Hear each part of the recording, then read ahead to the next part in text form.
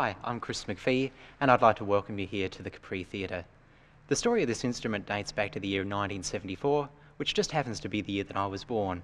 At that time, the Theatre Organ Society in South Australia purchased what was to become the core of this instrument. I'd like you all now to sit back and enjoy the first part as we see how Tozer's pipe dream began to come true.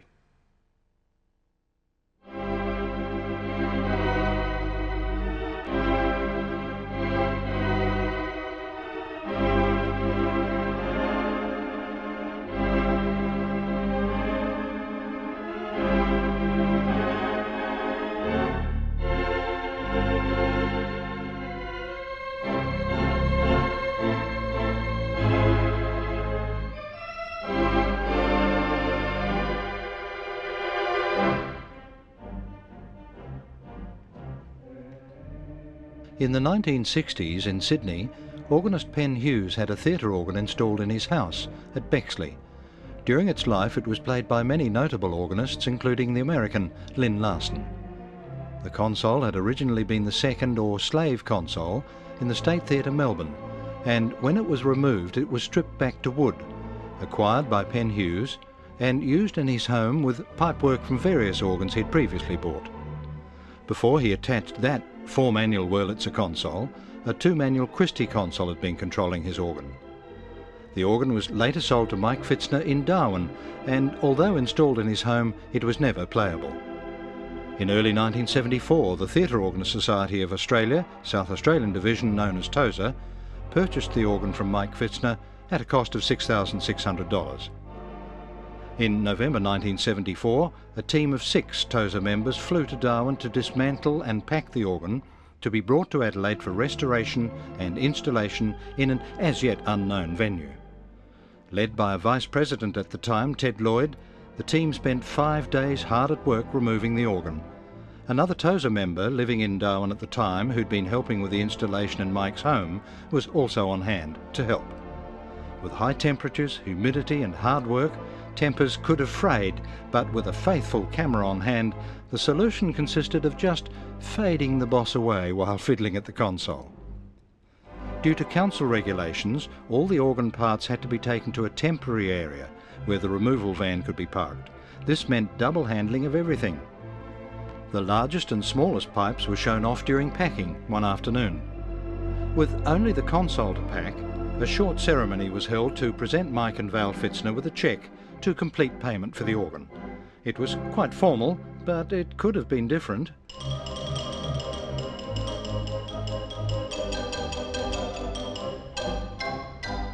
With final photos taken with the old and the new owners, the team soon got to it and finished their job.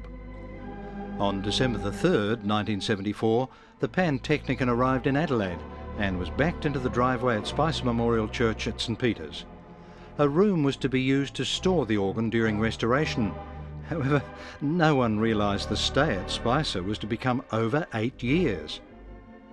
An enthusiastic group of members was on hand for the unpacking, and very soon the organ had been moved into its new temporary home.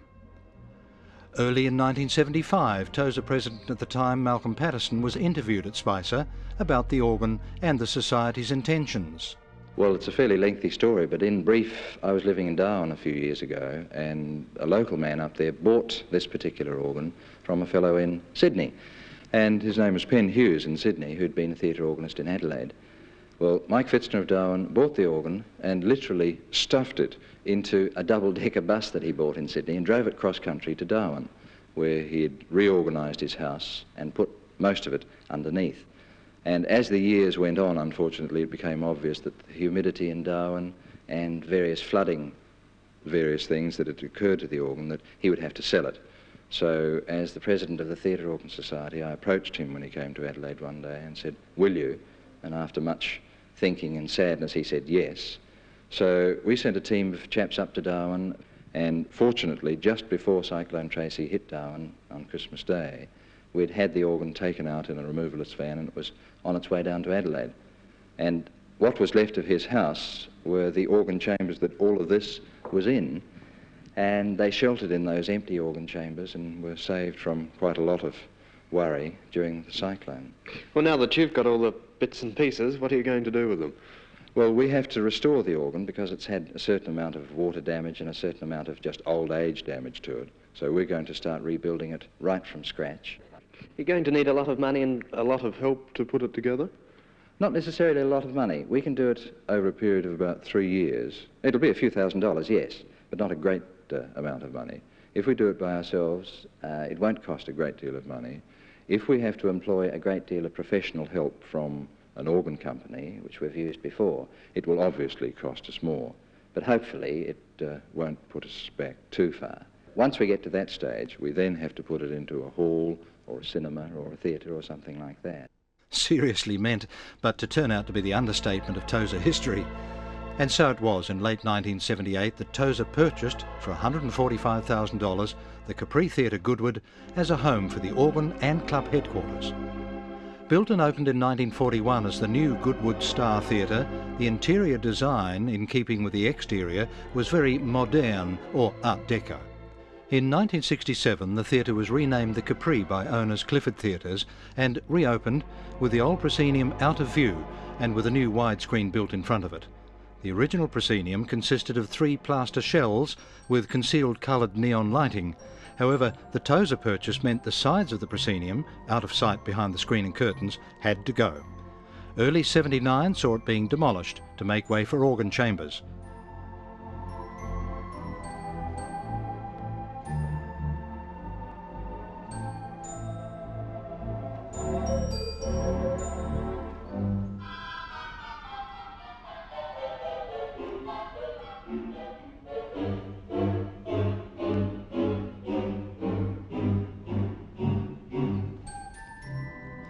Carried out mainly on Sunday mornings, it could at times be dangerous work, both for those in the ceiling and those on the floor, who had to make sure they weren't in the wrong place at the wrong time for fear of being demolished by the proscenium being demolished.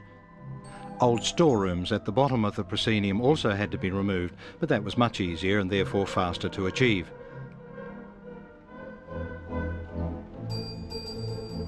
It wasn't long before chambers could be started, although it was to be over 2 years before this actually happened. Delays in chamber construction proved the major time waster for the project. With the size and shape of the chambers to work on, a main chamber layout was set up at Spicer, and the bulk of this layout's been kept in the finished chambers.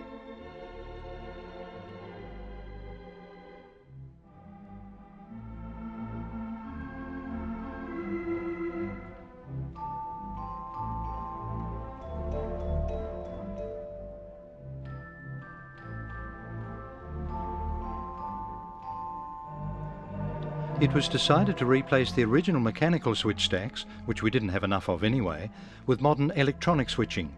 Each of these large switches was replaced with one of these cards. Many facets of the organ were in progress at Spicer, from the console to this 6-rank chest, completely re-leathered and only needing the underboard screwed on to be completed at that time.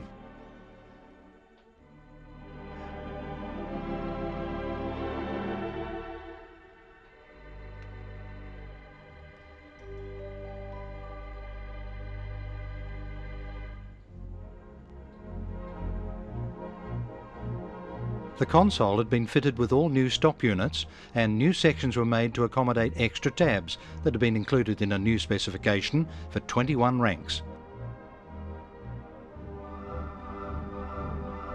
On July the 9th, 1981, the builders finally moved into the Capri and began digging the foundations for the organ chambers. It had taken 2.5 years to get to this stage, due to delays in agreement on chamber plans, controversy on certain materials to use for the actual chambers, building regulations, approvals, price differences in quotes, and other factors.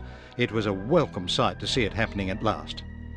Soon after, the cement floor was laid on the left or main chamber side, and the next few months saw these unique chambers grow. With the foundations down, the first level of bricks could be laid. This room was to become a major work area for the installation. Metal reinforcing was then placed on top of this brickwork and cement poured to make the subchamber floor. From here, the remainder of the brickwork was erected, forming the main chamber blower room and subchamber door. The framework for the plasterboard wall was then put up, in preparation for the last major part of construction at this stage. With plasterboard in place, the chamber had to be painted black and the front wall finished. During construction, the auditorium was in various stages of disorganisation. Sometimes the curtain motors were unable to be connected, and so the screen was in view all the time. At other times, temporary curtains partly covered the scaffolding protruding on either side. Near the end of construction, which was completed just before Christmas 1981, both chambers could be seen to be almost finished. Looking across to the main chamber, the original side wall, soon to be painted black, could be seen. Viewed from the main chamber, the auditorium took on quite a different perspective. Having made drastic changes to the front of the auditorium, it was decided to replace the red curtains with new gold ones. These were designed to be used normally for films and opened wider to show off the chambers for concerts. This meant a new balustrade across the front to finish off the auditorium view. Although the chambers were ready and installation could begin, it was to be a few months into 1982 before this happened, due to delays in getting the back area wired for power. During the middle of '82, the console was taken to the Capri for painting. Worked on during the show in the back rooms, the aim was to put the console on display in the foyer. Gold decoration on the console was also painted at this time.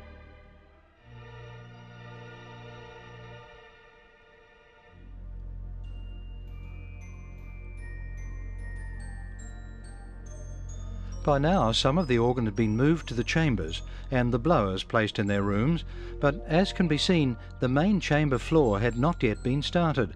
Some string and diaphone pipes had been hung on the wall, but mainly to get them out of the way.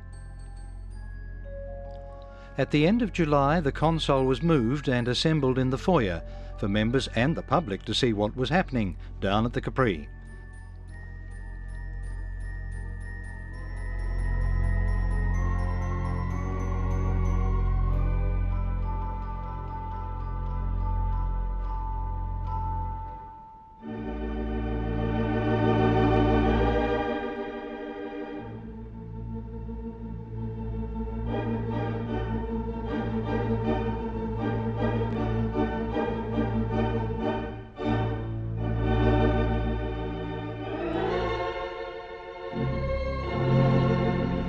The console certainly looked impressive, but a lot of work had to be done before it was finished. Shortly after, the task of cabling all the stop-tab units was begun. This was done in the candy bar, mainly during and after shows, leaving the console looking a little bare. Most cables have been plug-ended for easily dismantling of sections.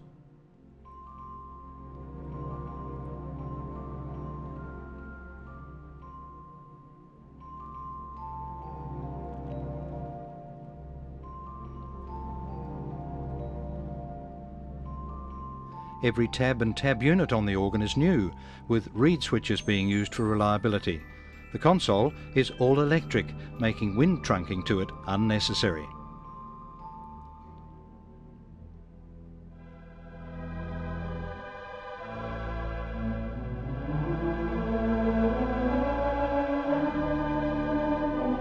By December 1982, the main chamber floor was in, and it was now necessary to paint the ceiling of the sub-chambers.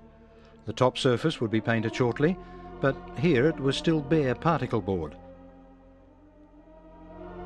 The main was starting to take shape, but the solo still left a lot to be desired.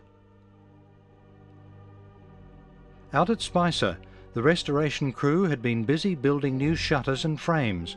3 frames, each holding 8 shutters, were required for each chamber.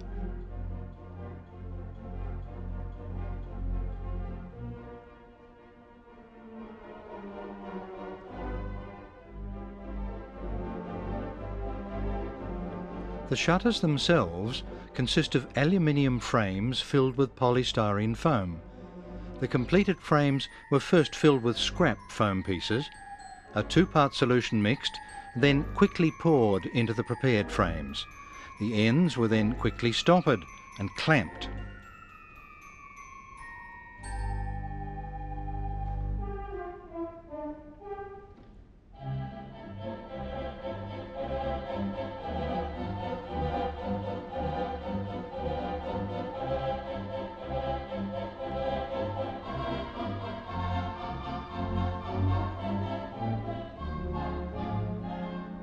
The clamping was necessary because the foam solution's volume increases dramatically to fill the shutter interior, as you can see from this small sample. Adhesive rubber strips were then put down one edge to prevent the shutters from banging, although felt has since replaced the rubber. The other parts required for the shutters, and built by the team, were pneumatic motors for operating them. The final stage for the shutters was to transport them from Spicer to the Capri, where they were lifted up to position at ceiling height, one frame at a time. Extra bits and pieces were usually taken to the theatre at the same time, as, being the end of January 1983, time was already running out if the inaugural concert was to be held at the Tozer National Easter Convention on April the 2nd. Once inside the theatre, each frame was moved into position at floor level and then hoisted up to its final position at ceiling height.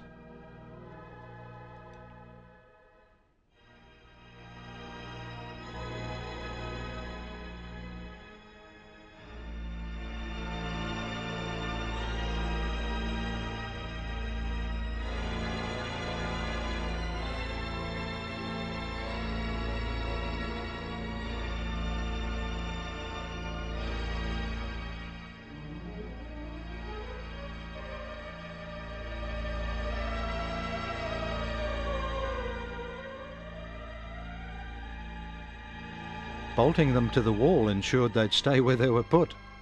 Also around this time, the chambers were taking shape, the main wind trunking having been completed in the main subchamber. The solo was still being worked on in this regard, and second coats of paint were being done forever, it seemed. It was felt the project should be sped up, and so it was.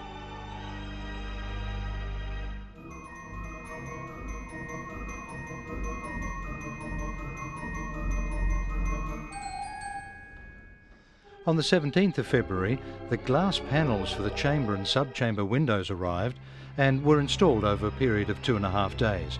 Some of the glass sheets, 10mm or just under half an inch thick, weighed almost 1/4 ton. Needless to say, it was an awkward job, well and truly left to the experts.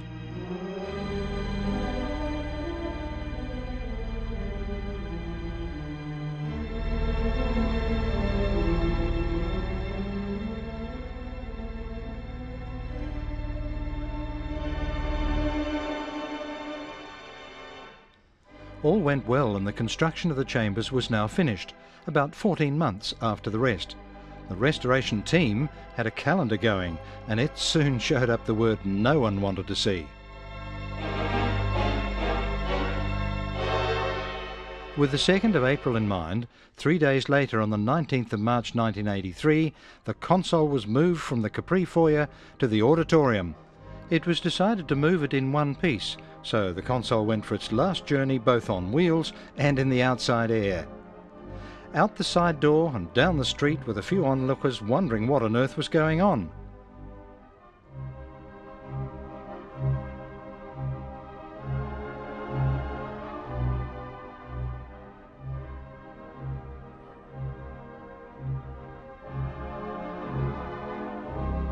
The journey went smoothly, and it wasn't long before the console re-entered the theatre in its last manoeuvres to its final resting position.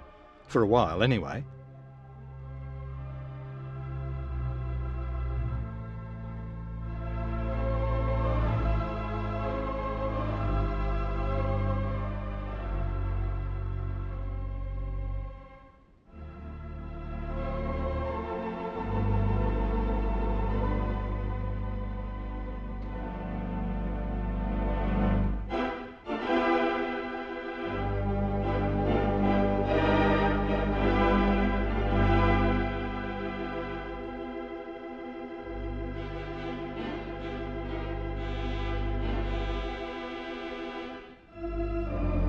Its teeth were replaced, complete with new preset rails, and soon the console took on its completed form.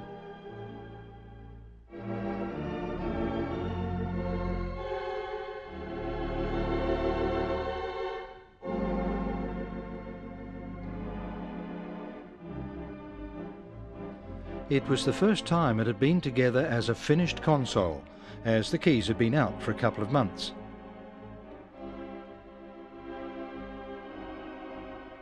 With eager anticipation, the console was given a quick dusting and clean-up so that lighting could be looked at in its new home.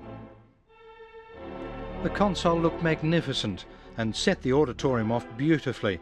With just 2 weeks to go before the inaugural concert, Tosa South Australia thought it was about to see its unique project come to fruition and see its pipe dream come true.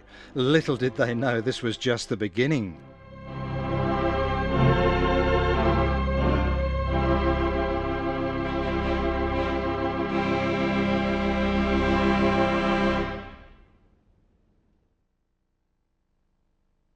That part really was interesting, but there certainly was a lot of work to do before the organ opened at the 1983 convention.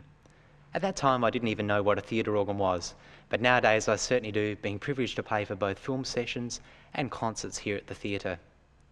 Now we're going to have a short commercial, and after that I'd like to play you a song before we take a look and see what happened at the organ's opening some 2 weeks later.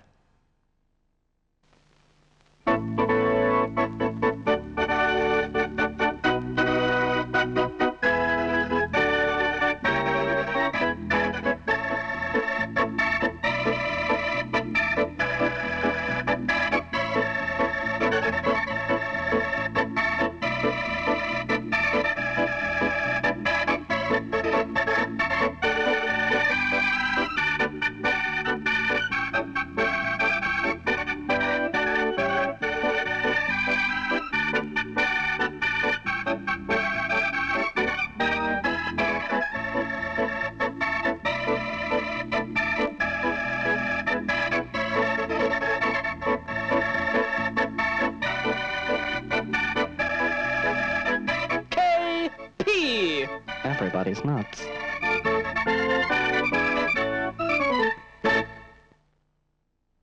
I'd now like to play you a piece which shows you the lush sounds of this organ, and I've chosen a piece from Showboat called Make Believe. Straight after this piece we're going to launch into part 2 of our story.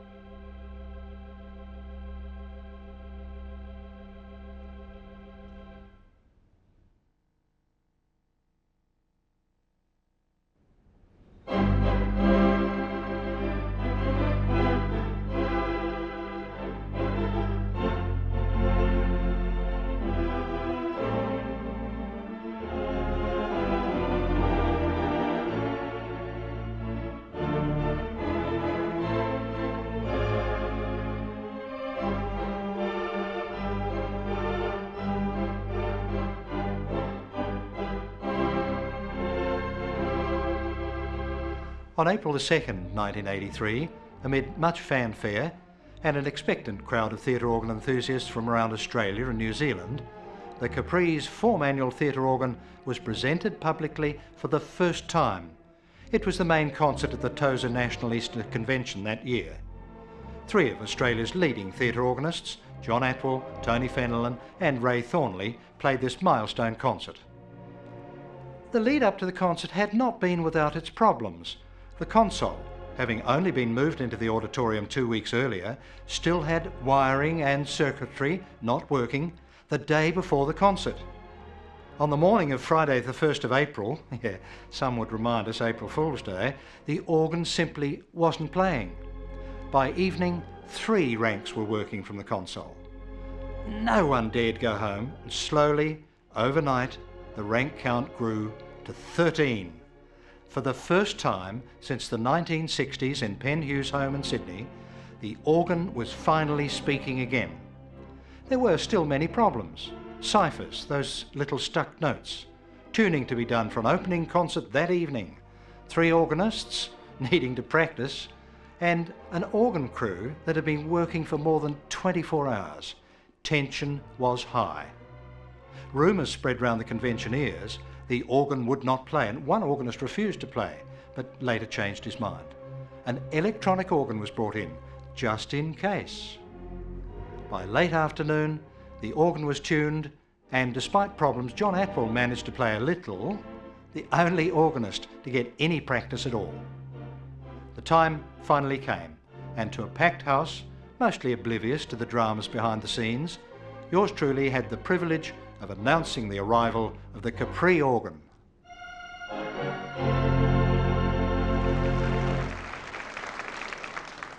It's not me I want you to applaud tonight, it's our 3 remarkable soloists we're going to have.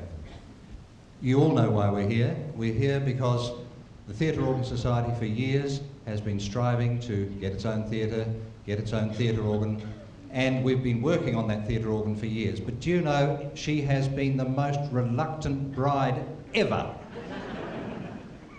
Half of her is undressed, the other half, well, we hope it'll all stay, not fall off her, and she spits and she sparks and she's done all sorts of things.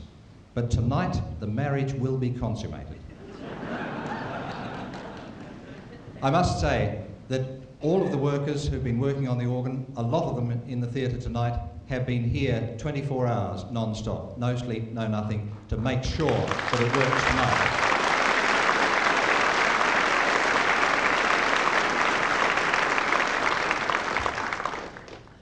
I might also say that we still have some problems, but I know that with Tony and John and Ray, you won't notice them, only they will. Ladies and gentlemen, one other thing I would like to say tonight, because the organ isn't as good as we would like it, I think it'll be as good as you'll like it, but we're fussy, we demand that there be no tape recorders used at all. If you've brought a tape recorder, please do not, repeat, not use it tonight. Just fantastic work has gone into this organ. You'll hear it, you'll see it, and ladies and gentlemen, first of all, let us see the console. Welcome to the inaugural concert of the Theatre Organ Society organ at the Capri Theatre.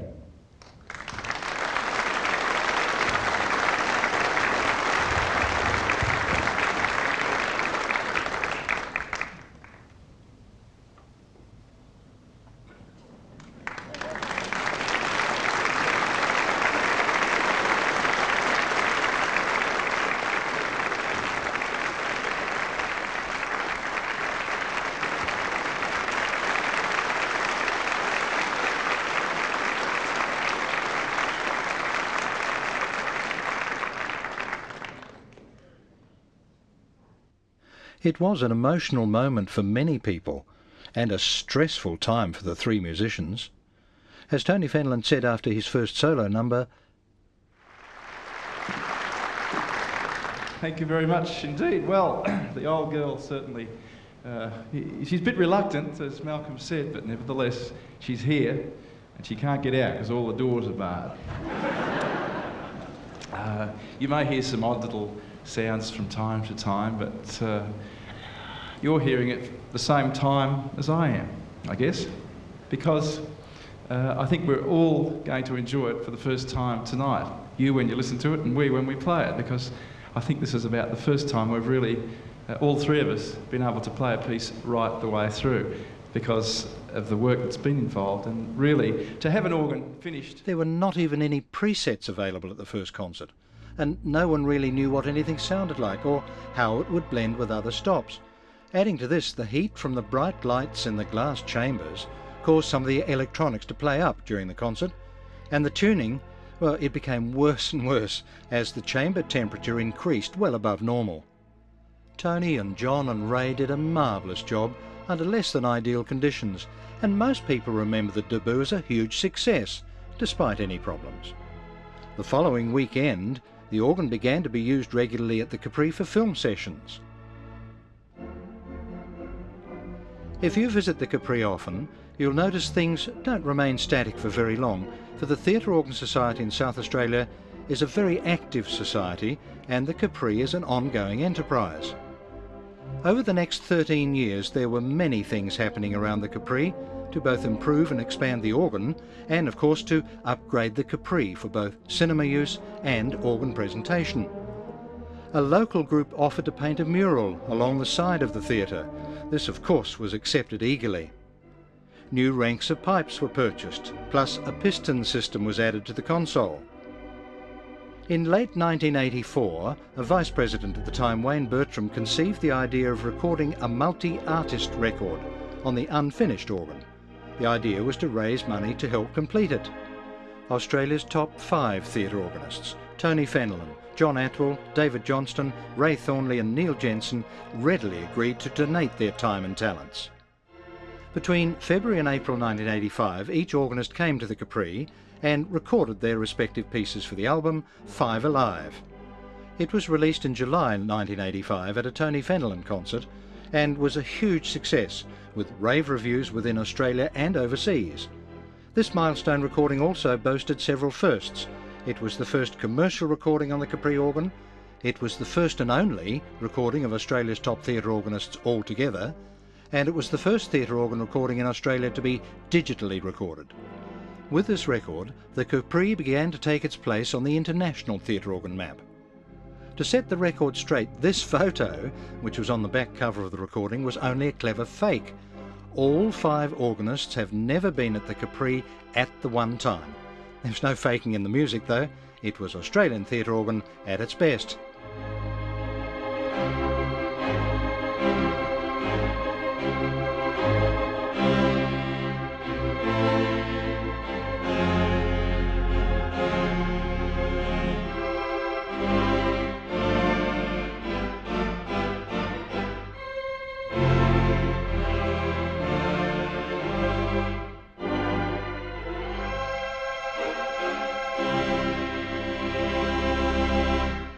In 1986 the stage was extended and a tunnel constructed beneath it to a new organ console pit, complete with lift. Construction proceeded at a rapid rate daytime, while at night film sessions continued with the organ console played from various positions. On Sunday, October the 12th, the lift came into operation, adding a whole new dimension to organ presentation at the Capri. For the first time in South Australia, contrary to popular belief, a theatre organ console was now able to rise up from the depths to stage level. Also in 1986, the smash hit Australian film Crocodile Dundee was released, and by good fortune, the Capri was able to run this film as a first release. In its first week, the Capri broke the record for takings in an Adelaide suburban theatre, and with capacity crowds, hundreds were turned away session after session. Played every night during this time, thousands of people heard the Capri organ. The huge Crocodile Dundee crowd saw the rapid deterioration of the theatre's ageing seats, so a process of recovering and restoring these seats commenced. A companion for the organ arrived in December. The Tozer Ladies Auxiliary had raised funds to provide a grand piano to be used for concerts and club nights. It was a very welcome addition. The next major activity occurred when scaffolding surrounded the theatre exterior in March 1987. The bland white covering from the 60s disappeared as the Capri was repainted to its original colour scheme. At the same time, volunteers set to work to revitalise and finish the sidewall mural. The newly painted exterior looked stunning. The Capri was really becoming one of Adelaide's premier showcases. It already boasted the second largest seating capacity of any cinema in Adelaide. The other major event of importance was the first anniversary of Crocodile Dundee at the Capri. Its unprecedented success allowed Tozer to pay off the theatre more than 10 years earlier than expected. A freehold party club night was held in September 1988 to celebrate. Tozer patron Tony Fenelon was invited to join local organists for the festivities of the occasion. Gaining freehold title to the Capri Theatre marked another milestone in Tozer South Australia's dream, but it didn't mean that all the bills had been paid. There was still much to be spent on the organ and the theatre. A string of good films allowed the successful operation of the Capri to continue. There were some colourful, if not strange, moments during these days. Some unusual guests rose into the view with the organ console for the Rocky Horror Picture Show. The organ always remained an important priority, since it was the reason for buying the Capri in the first place. In March '89, another leap forward was taken for the organ, with the purchase and installation of a state-of-the-art Devtronics multi-action organ computer control system. The original, locally built electronics used to get the organ up and running 6 years earlier was removed, leaving the console somewhat empty.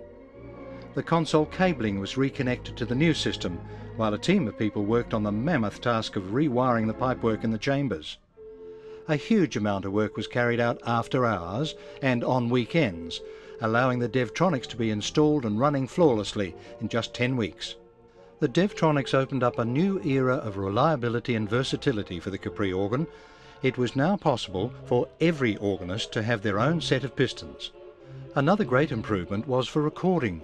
The Devtronics has the ability to capture all playing at the console to a computer floppy disk, and then be able to play back the organ live at a later date. A bit like a pianola on steroids, if you like. Between each stage of development on the organ and the Capri, club activities continued to expand and flourish. An innovation was the formation of a junior organists group, who once a year prepare and present their own club night for members to enjoy. As well, a young organist is featured at all other club nights during the year. In March 1988, an exceptionally talented young 14-year-old by the name of Chris McPhee happened to come along to the Capri for the first time. Chris immediately fell in love with the organ and progressed in leaps and bounds. Club nights have provided the means for many of the various traditions of the theatre organ to be fostered, including the old-time sing-along, especially popular at Christmas time. As well as being featured as a solo instrument, the organ has played an accompanying role with everything from dance items, singers, instrumentalists, bands and large choirs. One of the main reasons theatre organs came into existence was to provide music for the silent films. Club nights and some concerts offer that opportunity for the public to experience this unique art form. David Johnston of Melbourne is one of the world's finest proponents of this skill and is playing for your enjoyment as you watch this video. One major role of the organ has been to showcase the wide variety that exists in the different theatre organ playing styles. Since that inaugural concert, a cavalcade of local, interstate and overseas artists have played at the Capri, showing off theatre organ music at its finest.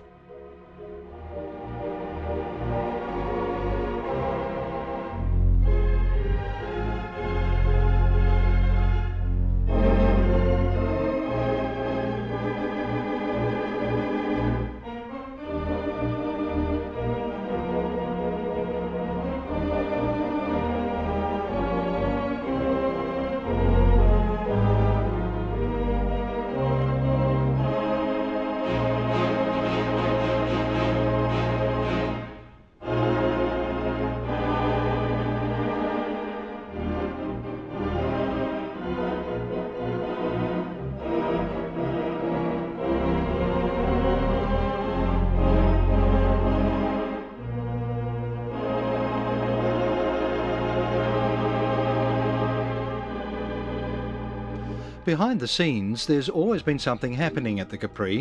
In 1990, the theatre was listed on the Register of State Heritage Buildings. Restoration of the auditorium walls commenced mid-91, and with that heritage listing in mind, much attention was given to detail. By scraping back through the layers of paint, the original colours were revealed, and the walls were repainted to this colour scheme. Special lighting bays were constructed to match the architectural treatment of the auditorium. Once painted, they blended into the scheme of things remarkably well. In October 1991, experienced theatre organ experts from America, Walter Stroney, organist, and Ed Zollman, technician, were engaged to take the Capri organ one stage further in its development. Massive re-winding was done to overcome air instability and tremulant problems that had plagued the organ. Tonal balancing and regulation enabled the organ's ensemble of pipes to blend much better, but time ran out for the Americans as the organ moved closer to becoming a world-class instrument. After leaving, they submitted a list of recommendations to change some ranks, add more, and re-specify the console before a return visit to complete the tonal work. This was approved in December 1991, and the search began for the required ranks and other parts. This work on the organ coincided with another very special occasion for the theatre. On October the 8th, 1991, the Capri celebrated its 50th birthday, celebrated in true Hollywood style with invited dignitaries arriving by vintage car. An exciting lineup of stage and screen entertainment awaited the guests, who filled the theatre to relive part of the era of 50 years earlier. Of course, in 1941 there was no Mighty Theatre organ in the new Goodwood Star, as it was known then. After the entertainment, a large decorated birthday cake was cut by Tozer President Anthony Taylor and Capri General Manager Lloyd Rover. A special limited edition book was released, commemorating the Capri's 50th birthday, Tozer SA's 25th birthday, and the Society's 212 Wurlitzer's 21st birthday. All of these events coincided in 1991. Titled Thanks for the Memory, the book is the definitive history of Tozer's activities up to then. In November of 1991, the South Australian Film Corporation used the Capri for the premiere of a newly restored Australian silent movie, The Woman Suffers. This time, however, the Adelaide Chamber Orchestra provided the accompaniment for the film. This was probably the first time an orchestra had accompanied a silent film in Adelaide for over 60 years, and it happened at the Capri. Another first in '91 was the release of All I Want for Christmas, Australia's first fully digitally recorded theatre organ CD. Recorded by David Johnston, 21 ranks were in operation for this recording. In '92, the ceiling of the Capri was restored and the neon lighting upgraded. In January '93, on his 20th birthday, Chris McPhee recorded his debut CD on the Capri organ. In 1993, he was also the senior and overall winner of the American Young Theatre Organist competition. Soon he was jetting off to play concerts in the States. Chris became our best ambassador. During 1993, newly purchased ranks were added to the organ to complement those already there, making it the largest theatre organ in the Southern Hemisphere. The only theatre organ that will be larger, when fully going, will be the new Regent Melbourne organ. In November 1993, another event from a past era took place at the Capri, Rex's Quiz, a radio quiz show broadcast live with the organ, staged by ABC Radio with a live audience. '95 saw much activity on the Capri organ. In February, 2 CDs were recorded by Tony Fenelon and John Atwell. At that stage, the organ had 25 ranks. These 2 CDs were recorded for an upcoming concert tour of the United States and helped spread the sounds of the Capri to more and more theatre organ enthusiasts. There was also a lot of work put in by local organ builder George Stevens in preparation for the return visit of Walter Stroney and Ed Zolman. Since their initial visit in 1991, all recommendations, including a new console specification, had been adopted. The final major work in the organ's history in Adelaide was set to take place in November 1995. Walter spent many days at the console, with Ed in the chambers, balancing notes within ranks and tonally adjusting ranks to blend with each other. On December the 3rd, 1995, the Capri organ finally came of age. Under the master touch of one of the world's top theatre organists, Walter Stroney, the hard work of many years finally came to fruition. The final rank count was 29 and every tab worked as marked. As it turned out, it was 21 years to the day since the organ had arrived in the van from Darwin. After all these years, it could at last be said that Tozer in South Australia had indeed had its pipe dream come true.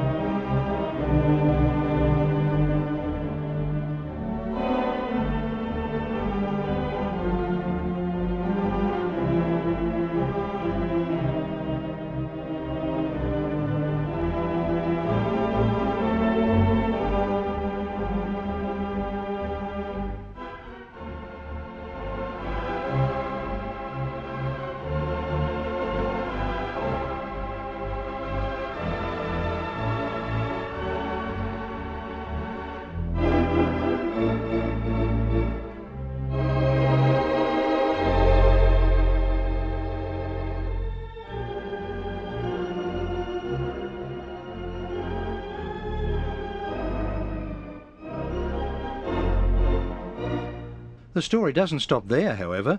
Walter recorded the first CD on the newly completed organ before returning home, and this was released in 1996. More recordings are underway in '97, and there's still more work to be done. The computer system controlling the organ's been upgraded to a new IBM PC-based system called the Uniflex 2000, allowing even more versatility. Also in 1997, another young Capri organist, Ryan Heggie, won the intermediate section of the American Theatre Organ Society's Young Organist competition. Flown to the States for their annual convention, he then took out the prize as overall winner. In 1998, the Australian Tozer National Convention will again be hosted in Adelaide. The Capri and its finished organ will be on show, with visitors from interstate and overseas enjoying a feast of organ concerts and friendship. And so, through the devotion and efforts of a group of enthusiastic music lovers, the sights and sounds of the mighty theatre organ are excitingly recaptured at the Capri for generations to come.